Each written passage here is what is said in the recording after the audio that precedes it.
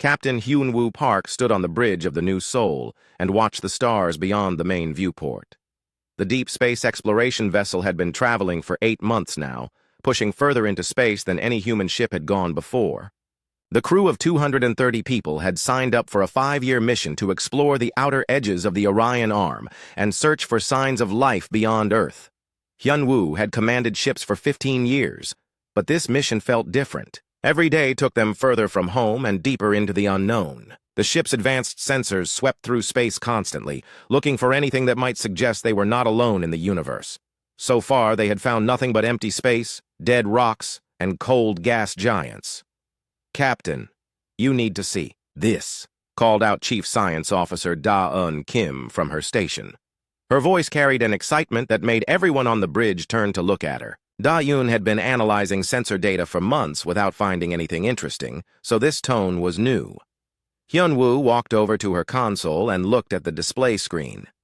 Strange readings filled the monitor, showing energy signatures that did not match anything in their databases. The patterns were too regular to be natural phenomena and too complex to be simple machinery. "What am I looking at?" Hyunwoo asked, though he already suspected the answer would change everything. "It's artificial, Captain. Definitely artificial. The energy patterns are coming from a structure near the Vega system. The readings suggest it's massive, possibly a space station or some kind of orbital facility." Da-eun's hands moved quickly across her controls, bringing up more detailed scans. "Captain, I think we found proof that we're not alone." The bridge fell silent except for the quiet hum of the ship's systems. Every crew member present understood what this meant. After centuries of wondering if humans were the only intelligent life in the galaxy, they had finally found an answer. Hyunwoo activated the ship's communication system to address the entire crew. "All hands, this is the captain. Please report to your stations immediately. We have detected what appears to be an artificial structure of non-human origin.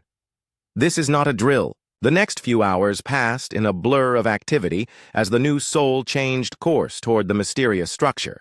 Every department worked to prepare for humanity's first contact with an alien civilization.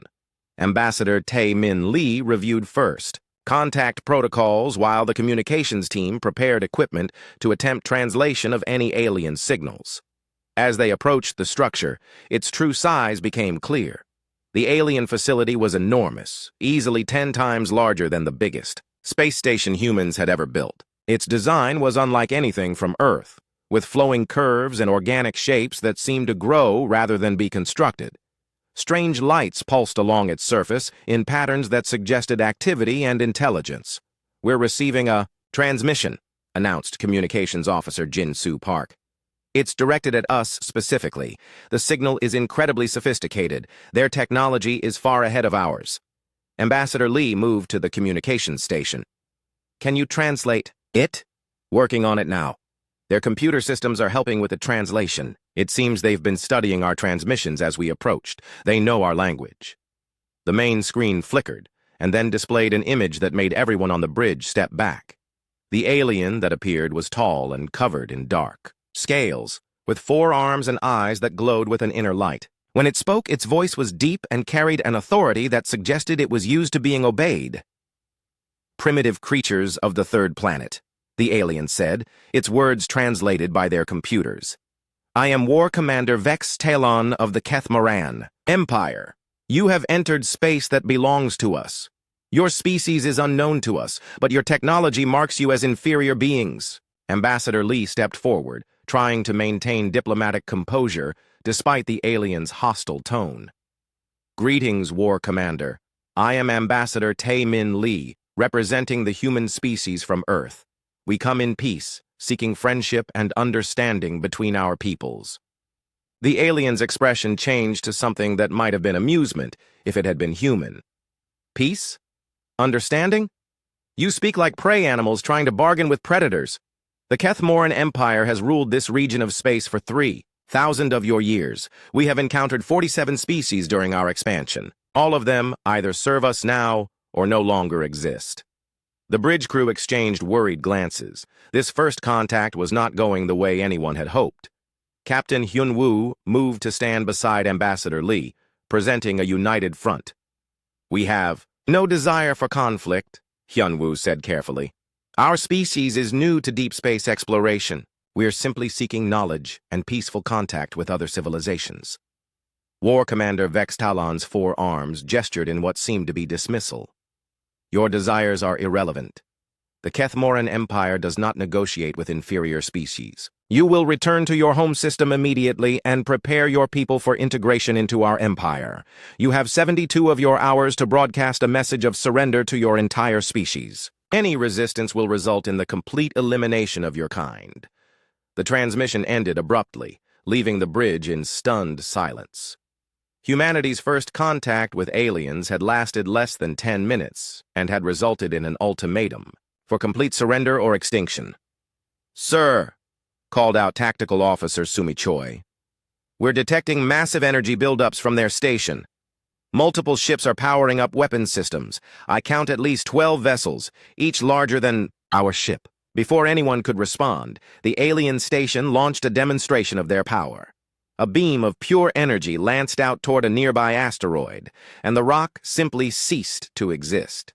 There was no explosion, no debris field, just empty space, where solid matter had been moments before. "Message understood," Hyun-woo said grimly. "Helm, set course for home, maximum speed." As the new soul turned away from the alien station, Communications Officer Park reported another incoming transmission. This time, it was not a video message, but a data burst containing star charts and tactical information. The Kethmoran Empire was showing humanity exactly how large and powerful they were.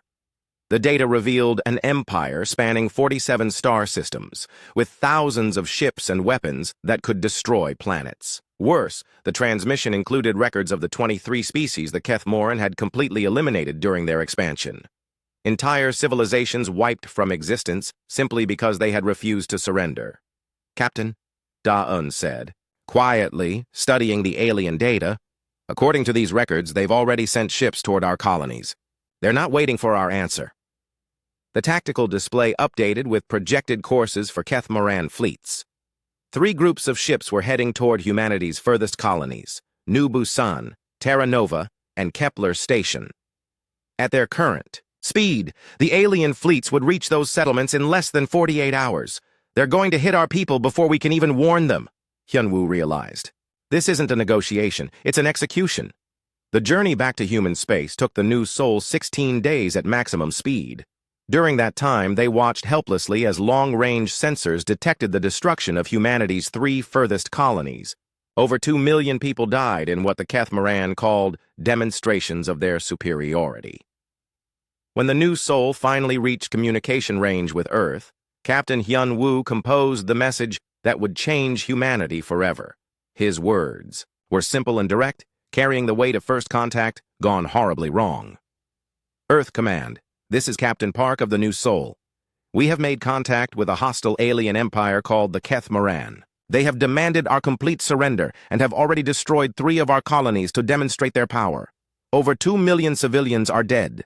The aliens consider us inferior and have given us no choice in this matter. They want war, and they've made it clear that any resistance will result in our complete extinction. We are returning to Earth with all available data on their capabilities. Prepare for the worst." The message traveled across space toward Earth, carrying news that would unite humanity in a way nothing ever had before. An alien empire had declared war on the human race, and humanity would have to decide how to respond to an enemy that viewed them as nothing more than vermin to be exterminated. President Ji-hoon Chang stood before the emergency session of the United Terran Council, looking out at representatives from every nation on Earth. The Great Assembly Hall had never seen such tension, with delegates whispering urgently among themselves as they processed the impossible news that had arrived 3 days earlier. Captain Park's message had been broadcast worldwide, and humanity now knew they were not alone in the universe. They also knew their new neighbors wanted them dead. "Fellow representatives," Chang began, his voice carrying clearly through the hall's sound system, "we face a situation unlike anything in human history. An alien empire has declared war on our species and has already murdered over 2 million of our people. The Kethmoran Empire sees us as inferior beings and demands our complete surrender or total extermination." The room erupted in dozens of languages as delegates shouted questions and voiced fears. Chang raised his hand for silence and continued speaking. I have called this emergency session to present our options and coordinate humanity's response. General Sujin Kang of the Terran Defense Forces will brief us on the military situation. General Kang stepped to the podium, her uniform crisp and her expression grim. She had spent 3 days reviewing every piece of data from the New Soul's encounter with the aliens, and the conclusions were not encouraging. The Kethmoran Empire controls 47 star systems with a military force that has never known defeat in 3,000 years, Kang reported. Their weapons technology is centuries ahead of ours. A single one of their ships could destroy our entire home fleet. They have eliminated 23 other species during their expansion, showing they have no hesitation about committing genocide. A delegate from the Pacific Federation stood up. General, what are our chances in conventional warfare? Kang's answer was direct and honest. 0. If we fight them using traditional military tactics and current technology, humanity will be extinct within 6 months. Their ships are faster, their weapons are more powerful, and they have vastly superior numbers. The hall fell silent as the reality of their situation settled over the assembled representatives. President Chang returned to the podium, but before he could speak, another voice called out from the gallery. There may be another option, said Dr. Wu Jin Nam as he walked down the aisle toward the speaking platform. The head of the Advanced Weapons Division looked tired but determined. Mr. President, I request permission to brief the Council on Project Prometheus. Chang nodded, knowing that desperate times called for desperate measures. Dr. Nam had been working on theoretical weapons projects for the past decade, but his research had been so classified that even the President knew only basic details.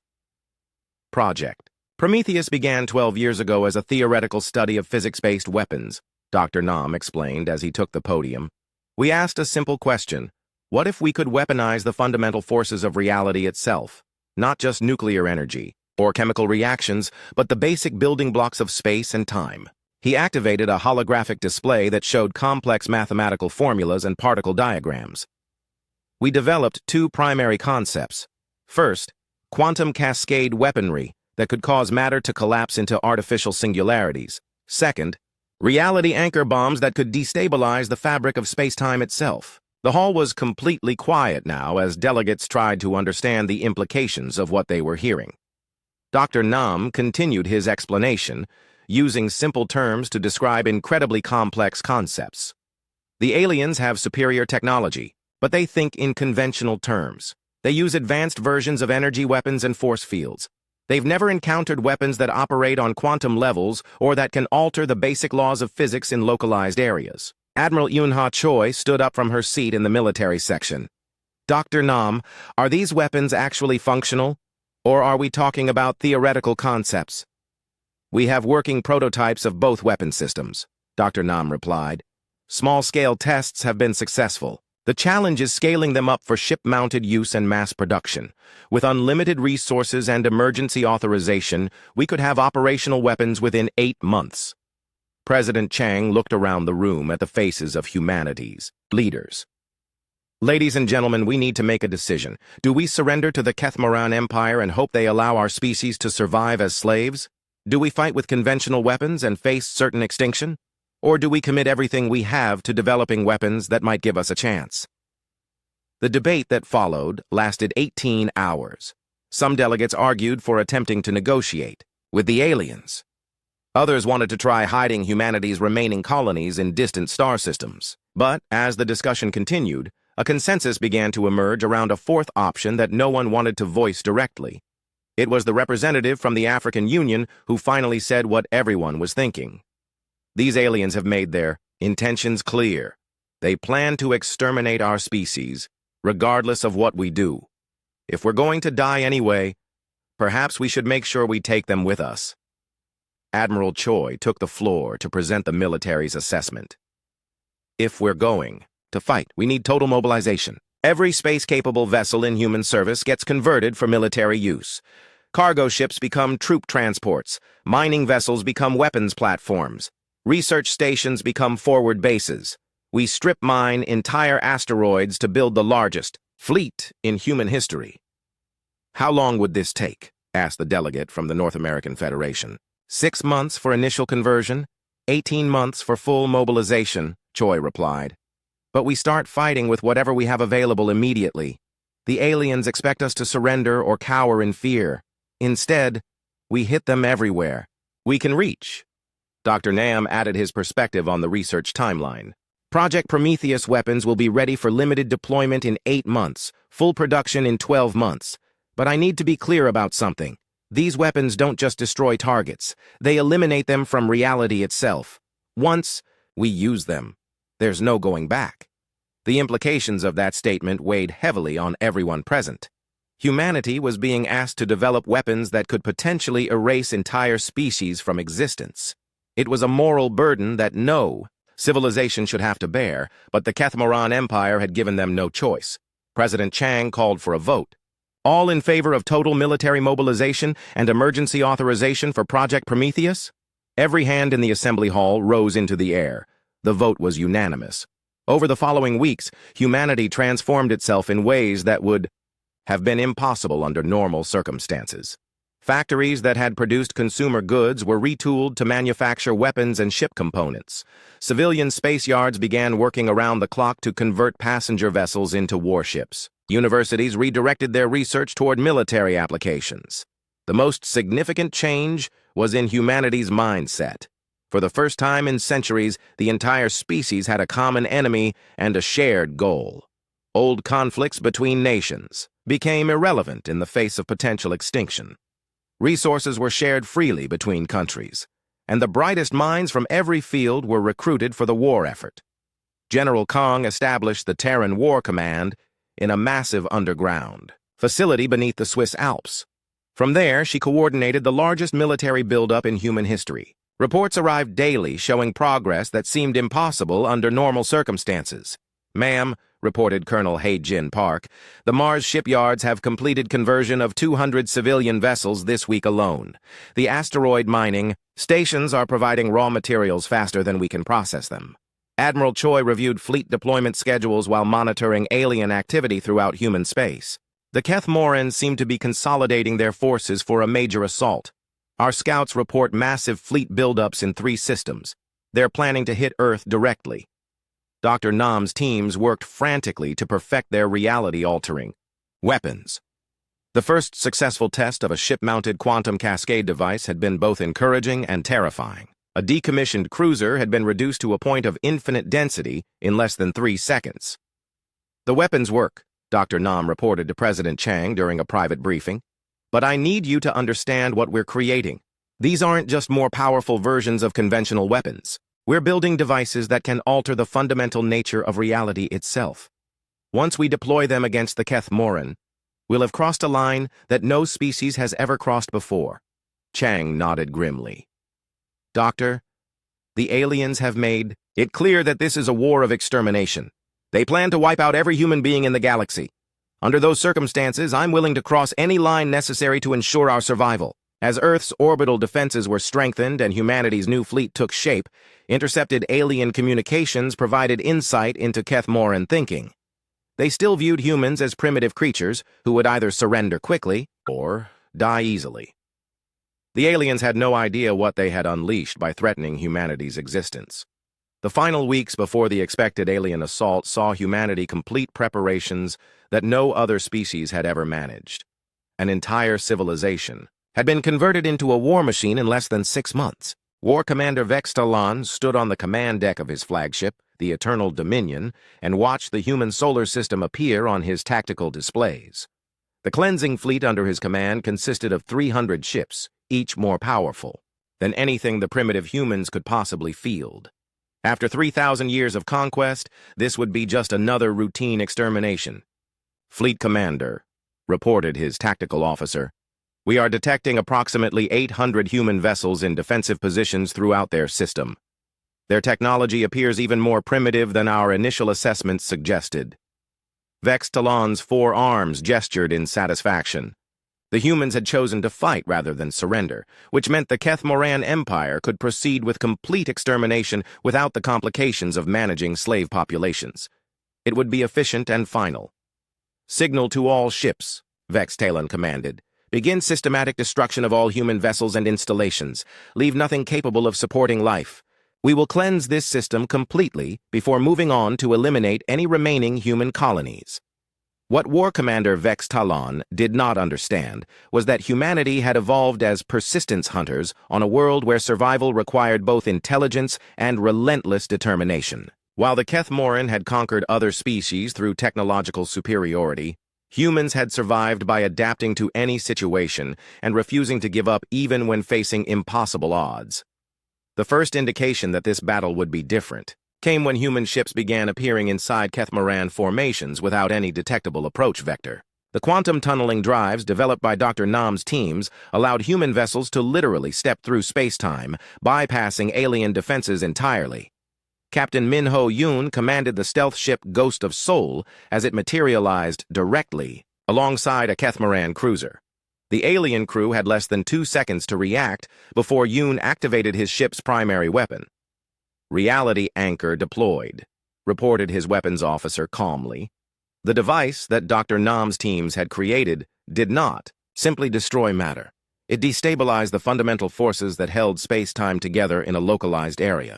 The Kethmoran cruiser, along with 2 escort vessels, collapsed into an artificial singularity that consumed everything within a 5-kilometer radius. Similar scenes played out throughout the solar system as human ships used weapons that operated on principles the Kethmoran had never encountered. Quantum cascade devices caused entire alien formations to implode into points of infinite density. Reality anchors created gravitational anomalies that dragged multiple ships into dimensional rifts. "This is impossible," Vex Talon snarled as his fleet's losses mounted rapidly. "No species should possess weapons that can manipulate basic physics. Their technology was centuries behind ours." His science officer, trembling with fear, provided an explanation that chilled the war commander to his core. "Sir, the humans appear to have weaponized theoretical physics concepts that our own scientists considered purely academic. They have created devices that alter the fundamental nature of reality itself." The battle reached its climax when Admiral Choi ordered the deployment of humanity's most devastating weapon. Dr. Hyojin Park, the lead physicist aboard the research vessel New Horizon, had developed a quantum cascade reaction that could chain from ship to ship through subspace connections. "All human vessels, clear the target zone immediately," Admiral Choi broadcast. "Prepare for cascade deployment in 30 seconds. Commander Su Young-ha received the order aboard her heavy cruiser Terra's Vengeance. Her ship was surrounded by Kethmoran vessels, with no escape route available. She looked around at her crew of 200 brave souls and made the decision that would define humanity's reputation for the rest of galactic history. "All hands, this is the commander," she announced over the ship's communication system. "We've been ordered to deploy the cascade weapon, but we can't clear the target zone. We're going to take every alien ship in this sector with us. It's been an honor serving with all of you." The Terra's Vengeance activated its quantum cascade device, while surrounded by 50 Kethmoran ships. The reaction began by converting the human vessel's mass into pure energy, but instead of expanding outward like a conventional explosion, the cascade effect propagated through the quantum foam of space-time itself. Every alien ship within 10,000 kilometers was caught in the cascade reaction. Their hulls didn't simply explode or melt. They ceased to exist on a fundamental level as their atomic structures were converted into quantum energy and dispersed across multiple dimensions. The effect was so spectacular and terrifying that both fleets stopped fighting to watch the space, where 51 ships had been moments before. There was no debris field, no energy residue, just empty space, with gravitational anomalies marking where matter had been erased from reality. War Commander Vex Talon stared at his tactical display in horror. One human ship had eliminated 50 of his vessels by using a weapon that defied every law of physics the Kethmoran understood. Worse, the humans had sacrificed their own people to deploy it, showing a commitment to victory that went beyond rational military thinking. "Retreat," Vex Talon ordered, his voice shaking with a fear he had never experienced before. "Signal the fleet to withdraw immediately. We need to report this to the Emperor." But the humans were not finished demonstrating their hidden nature. As the Kethmoran fleet attempted to withdraw, human ships pursued them using faster-than-light weapons that struck targets before the energy beams became visible. Alien vessels found themselves under attack by weapons that seemed to violate causality itself. Captain Yoon's Ghost of Soul appeared next to Vex Talon's flagship, just as the alien commander was preparing to jump to faster-than-light speed. The human captain opened a communication channel, wanting the Kethmoran to understand exactly what they had unleashed. "War Commander," Yoon said calmly, "your empire made a mistake when you decided to exterminate my species. You assumed we were weak because our technology appeared primitive. What you failed to understand is that humans don't advance technology by making existing concepts more efficient. We advance by rewriting the rules entirely." Vexatalon looked at the human commander with his 4 eyes wide with terror. "Your weapons are impossible. No species should possess such power." "You're right," Yoon replied. "These weapons are impossible according to conventional physics. But humans stopped caring about conventional limitations the moment you murdered our people. We weaponized impossibility itself because that's what it takes to fight you." The Ghost of Soul deployed a reality anchor directly against the Eternal Dominion's hull. But instead of creating a singularity, the device opened a dimensional rift that began pulling the massive flagship into a parallel universe where the laws of physics operated differently. "Your message to the Emperor is simple," Yoon continued as the alien ship was slowly consumed by the interdimensional rift. "Humanity doesn't fight wars to win territory or resources. We fight to solve problems.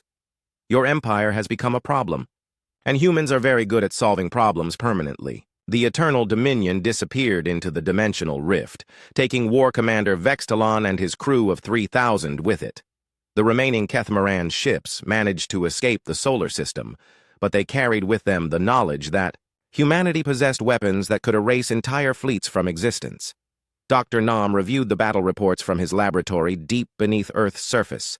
The weapons his teams had developed had performed beyond their most optimistic projections. More importantly, they had proven that human scientific thinking operated on principles that alien civilizations could not anticipate or counter. "The Kethmoran think in terms of bigger guns and stronger shields," Dr. Nam explained to President Chang during their post-battle briefing. "They improve existing technology, but never fundamentally question the assumptions behind it. Humans approach problems differently. When conventional solutions don't work, we change the rules of the game." Admiral Choi provided the strategic assessment. "The aliens lost 60% of their fleet in the first engagement. They'll need time to regroup and reassess our capabilities. But this is far from over. The Kethmoran Empire still has thousands of ships and dozens of worlds. They'll be back with new strategies." President Chang looked at the casualty reports from the battle. Humanity had lost 130 ships and nearly 40,000 people, but they had proven something important to both themselves and the galaxy. When pushed to the edge of extinction, humans didn't just fight harder, they evolved beyond the limitations that other species accepted as absolute. "Gentlemen," Chang said as he reviewed the strategic situation, "we've shown the Kethmoran that we're not the easy prey they expected, but we need to be prepared for them to escalate this conflict in ways we haven't anticipated. If they're willing to commit genocide, they might be willing to use weapons we haven't imagined." Dr. Nam nodded grimly. "Mr. President, I recommend we accelerate development of even more advanced weapons systems. The aliens have seen our current capabilities, so they'll be developing countermeasures. We need to stay ahead of them by continuing to break new ground in theoretical physics applications." Emperor Kethavarus stood in the Great War Chamber of the Imperial Palace, his 6-meter frame radiating the fury that had built over the past months since the disaster at the human home system. For 3,000 years, the Kethmoran Empire had never faced defeat, never encountered resistance that could not be crushed through superior firepower and ruthless tactics. The humans had changed that in a single battle. "Explain to me again how a primitive species destroyed 60% of our finest fleet," the Emperor demanded, his voice echoing through the chamber where his military commanders stood in uncomfortable silence. Fleet Admiral Zektaran, the highest-ranking survivor of the Sol battle, stepped forward with obvious reluctance. "Your Imperial Majesty, the humans possess weapons that operate outside known physics. They can destabilize matter at the quantum level and create artificial singularities that consume entire formations. Our shields and armor provide no protection against weapons that alter reality itself." The Emperor's rage was so intense that several of his advisors stepped back involuntarily. In 3 millennia of conquest, the Kethmoran had eliminated 23 species and enslaved countless others. No enemy had ever posed a real threat to their dominance, let alone inflicted such devastating losses. Then we will show these humans what total war truly means, Kethvaris declared. Mobilize every ship in the Empire, recall all fleets from patrol duties and garrison posts. The humans want to fight beyond conventional limits? We will show them the full power of 3,000 years of military supremacy. What the Emperor did not understand was that humans had evolved as persistence hunters who specialized in adapting to any threat. While the Kethmoran prepared for a massive conventional assault, humanity was already evolving beyond the limitations that had defined their previous encounter. General Dong-hyun Kim stood before the assembled commanders of the Terran Defense Forces, outlining a strategy that would have been considered insane under normal circumstances. The holographic display behind him showed star charts marking every system within 50 light-years of human space. Ladies and gentlemen, the Kethmoran Empire is mobilizing their entire military for what they believe will be a final extermination campaign against our species, Kim announced. They think in terms of overwhelming force and conventional tactics. We're going to show them what happens when humans stop playing by the rules entirely. The strategy Kim presented was built around a simple principle that had served humanity well throughout their evolutionary history. If you cannot defeat a superior predator through direct confrontation, you change the environment until the predator's advantages become irrelevant. Operation Scorched Galaxy begins immediately, Kim continued. If we cannot hold a star system against Kethmoran assault, we ensure that no one can use that system ever again. We weaponize the stars themselves. Dr. Nam's research teams had spent the months since Sol developing weapons that operated on stellar scales. If conventional reality-altering devices could eliminate ships and fleets, why not apply the same principles to entire solar systems? Captain Yejin Oh commanded the first ship to receive the new stellar engineering equipment. Her vessel, the Absolute Resolve, carried devices that could destabilize a star's fusion processes, causing it to either collapse into a black hole or explode in a supernova. Captain, reported her science officer as they approached a system the Kethmoran would need to use as a staging area. The stellar destabilizer is ready for deployment. Once activated, this star will go supernova in approximately 72 hours. Oh looked at the tactical display showing the beautiful solar system that was about to be sacrificed for humanity's survival. 3 worlds orbited the star, all of them capable of supporting life but currently uninhabited. In 72 hours, this entire system would be nothing but expanding plasma and radiation. Deploy the device, Oh ordered without hesitation. If the Kethmoran want this system, they can have what's left of it. Similar operations were conducted throughout the region as humanity implemented what became known as the Terran Doctrine. Every strategic location that could not be defended was systematically destroyed, leaving the Kethmoran with nothing to capture except radioactive debris and gravitational anomalies. But the most significant development in human military thinking was the concept of mutual assured destruction applied to individual ships. Dr. Jinwoo Lee had developed quantum destabilizers that could be installed on every human vessel, turning each ship into a potential weapon of mass destruction.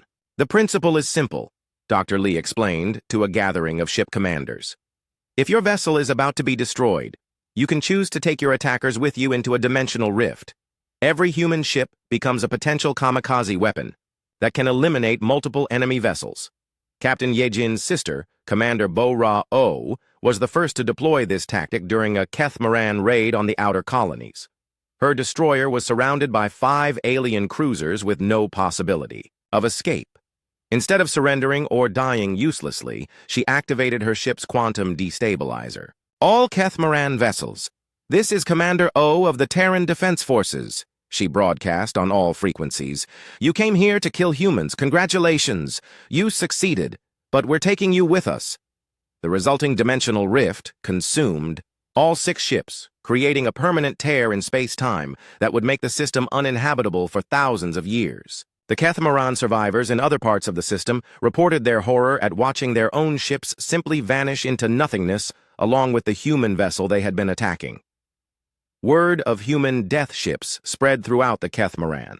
fleet, creating a psychological impact that went far beyond the tactical value of the weapon. Alien crews began to fear engaging human vessels because victory might cost them more ships than defeat.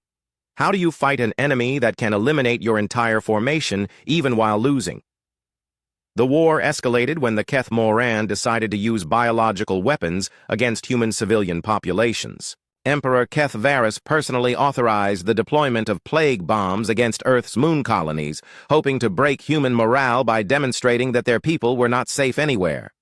The biological attack killed 400,000 civilians, including the family of Captain Young-Soo Park, the younger brother of Captain Hyun-Woo Park, who had made first contact with the aliens. Young-Soo's wife and 2 children died along with everyone else at Luna City when Keth Moran plague bombs turned the moon's atmosphere into a toxic killing field. When news of the biological attack reached Earth, something fundamental changed in humanity's approach to the war. Until that point, humans had been fighting for survival and self-defense. The deliberate targeting of civilians, especially using weapons that caused slow and agonizing death, transformed the conflict into something far more personal.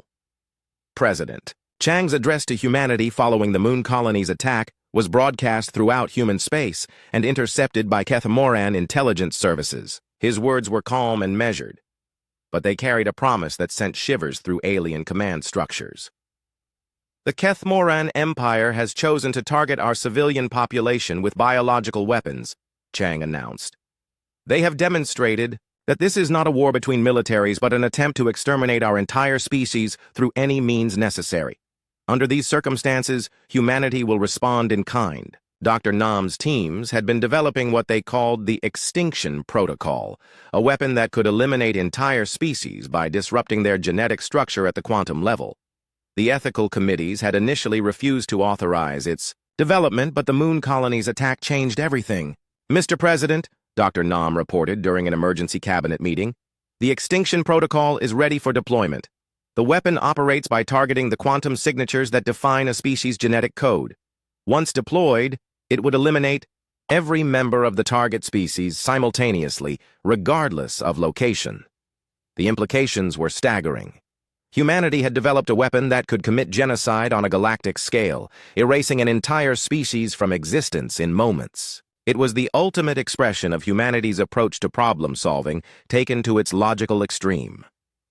Defense Minister So-Ra Kim, who had initially opposed the weapon's development, now found herself in the position of recommending its use. The Keth Moran have made it clear that this is a war of extermination. They will not stop until every human is dead. Under these circumstances, we have no choice but to develop the capability to respond with equal force. President Chang looked around the room at humanity's leaders, seeing the weight of the decision reflected in their faces. Are we prepared to become the very thing we're fighting against? Mr. President, Admiral Choi responded quietly. The Keth Moran made that choice for us when they decided to commit genocide against our species. We didn't start this war, and we didn't choose its terms. But we're going to finish it. The meeting ended with authorization for the Extinction Protocol's deployment, but with strict conditions. The weapon would only be used if the Keth Moran Empire continued their campaign of total extermination against humanity. It was humanity's final card to play in a game where the stakes were the survival of entire species. Admiral Jungi Nam stood on the bridge of the flagship Humanity's Will and watched as the largest fleet in human history prepared for Operation Final Dawn. 7,000 ships had been assembled from every corner of human space, each one equipped with weapons that could alter the fundamental nature of reality itself. This would not be a battle for territory or resources. This would be the final solution to the Keth Moran problem. Admiral, reported Fleet Communications Officer Hei Rin. Choi, all task forces report ready for simultaneous jump. Operation Final Dawn will commence in 60 seconds. Admiral Nam looked at the tactical display showing 47 target systems throughout Keth Moran's space. Every world, every station, every ship belonging to the alien empire would be struck. Simultaneously, there would be no warning, no opportunity for evacuation, and no survivors. Execute Operation Final Dawn, Nam ordered, his voice carrying the weight of humanity's final judgment against their would-be exterminators. Across the galaxy, human fleets emerged from quantum tunneling drives directly inside Keth Moran systems. Unlike previous engagements that had focused on military targets, Operation Final Dawn targeted everything. Worlds that had never seen warfare suddenly found themselves under attack by ships that appeared out of nowhere and deployed weapons that defied all known physics. Captain Haewon Jung commanded the assault on the Kethmoran homeworld, the ancient planet where their empire had begun 3,000 years earlier. Her ship, the Final Judgment, carried the extinction protocol device that Dr. Nam's teams had spent months perfecting. Target confirmed, reported her weapons officer as the beautiful blue and green world appeared on their screens. Population. Scan indicates approximately 12 billion Kethmoran civilians on the surface. Jung felt no satisfaction in what she was about to do, but she also felt no hesitation. The Kethmoran Empire had chosen the terms of this war when they decided to exterminate humanity. They had targeted civilian populations with biological weapons and declared their intention to eliminate every human in the galaxy. Now they would face the consequences of those choices. Deploy the extinction protocol, Jung ordered. The weapon that humanity had created operated on principles that no other species had ever imagined. Instead of simply destroying matter or energy, it targeted the quantum signatures that defined the Kethmoran species at the genetic level. The device sent out waves of modified quantum fields that sought out and disrupted the specific patterns that made Kethmoran biology possible. On the surface of their homeworld, 12 billion Kethmoran simply ceased to exist in the span of 3 seconds. They did not die in agony or suffer from radiation poisoning. One moment they were alive, and the next moment they had been erased from reality as if they had never existed. The extinction protocol had eliminated an entire species' presence on their homeworld while leaving every building, every artifact, and every other form of life completely untouched.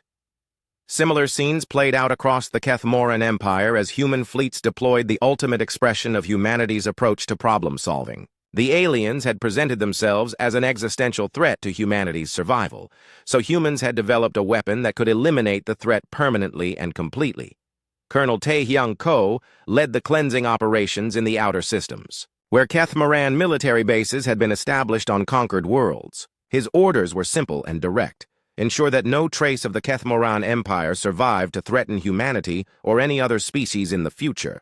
"Sir," reported his tactical officer as they approached a heavily fortified Kethmoran naval base, "we're detecting over 300 enemy ships in the system along with orbital defense platforms and ground installations." Ko studied the tactical display showing the massive alien presence.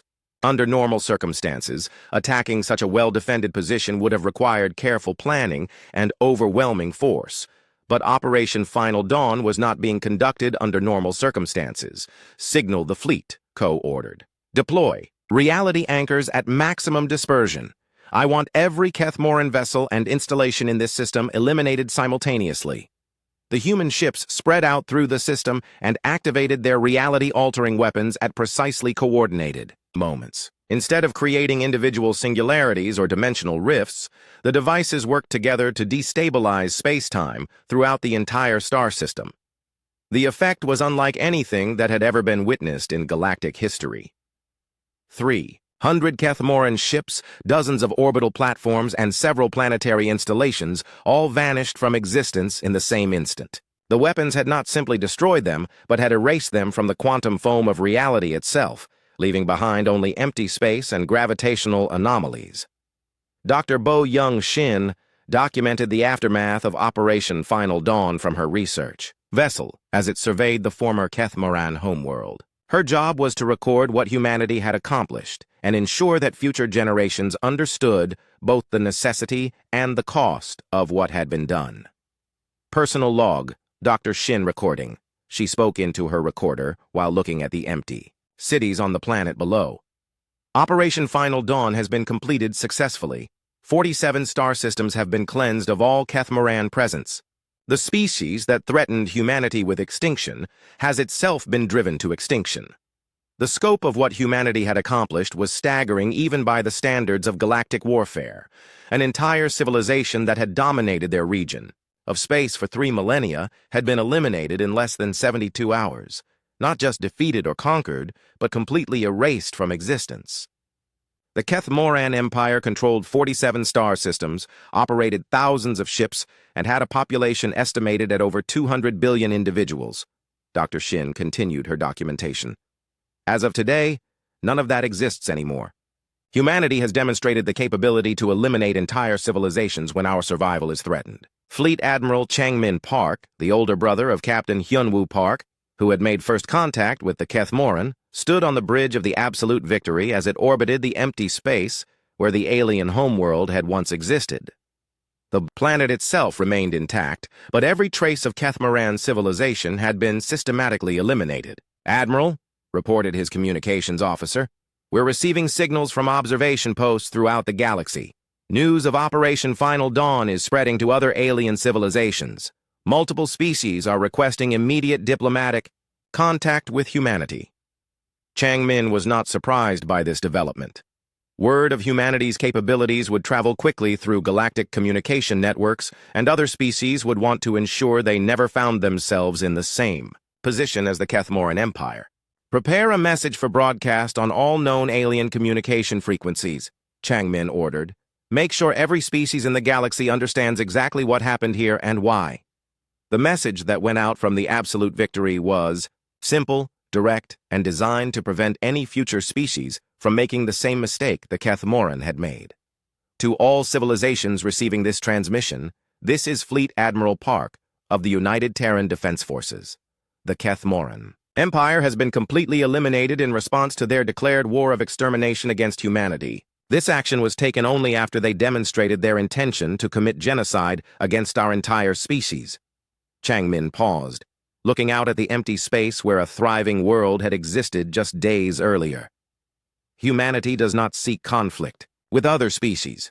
We prefer peaceful coexistence and mutual cooperation. However, any civilization that threatens our existence will face the same fate as the Keth-Moran. We have proven that we possess the capability to eliminate entire species when our survival is at stake." The broadcast concluded with a simple but unmistakable warning. "Humanity does not start wars, but when we are forced to fight, we ensure that the threat is eliminated permanently and completely. Choose your actions toward our species accordingly." Over the following months, the effects of Operation Final Dawn rippled throughout the galaxy as other alien civilizations processed what humanity had accomplished. Species that had been planning aggressive expansion suddenly found themselves reconsidering their strategies. The galaxy had a new apex predator, and that predator had demonstrated a willingness to commit total extermination when threatened. President Chang addressed humanity in a broadcast that was simultaneously triumphant and sobering. "Fellow humans, the Keth-Moran threat has been eliminated permanently.